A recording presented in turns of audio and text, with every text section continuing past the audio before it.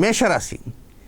ఈ రాశి వారికి ఈ సంపూర్ణ సూర్యగ్రహణ ప్రభావం వలన ముఖ్యంగా తీసుకోవాల్సిన జాగ్రత్తలు ఏమిటంటే, మీకు సంతానం ఉన్నారా, అమ్మాయిలు ఉన్నారా, అబ్బాయిలు ఉన్నారా. అమ్మాయిలున్నా అబ్బాయిలున్నా వారి యొక్క స్థితిగతుల మీద కొంత ఆలోచన మాత్రం అధికంగా చేయండి.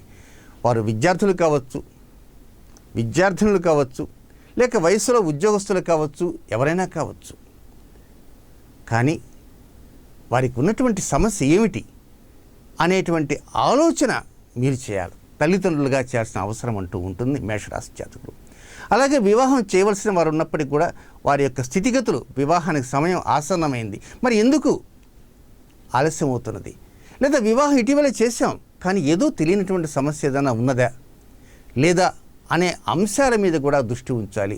ఒక్కొక్కసారి తల్లిదండ్రులకి వారు చెప్పుకోనకపోవచ్చు, కనుక వారు చెప్పుకోలేదు కదా, వారికి ఎలాంటి సమస్యలు లేవు కదా అనేటువంటి ఆలోచనలకు మాత్రం మీరు వెళ్ళకండి. ఏదో తెలియనటువంటిది ఒకటి ఉంది.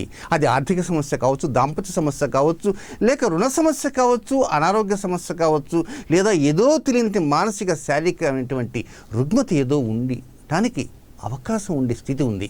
కనుక ఆ మేషరాశి జాతకులు కొంత ఆలోచన చేస్తూ ఆగస్టు 21 నుంచి ఒక 3 మాసాల పాటు సంతాన అంశాల మీద కొంత దృష్టిని ఉంచి, వారికి ఎలాంటి సమస్య కనుక ఉంటే అలాంటి సమస్య నుంచి వారిని విముక్తులు చేయటానికి ప్రయత్నాలంటూ చేయాలి మేషరాశి జాతకులు.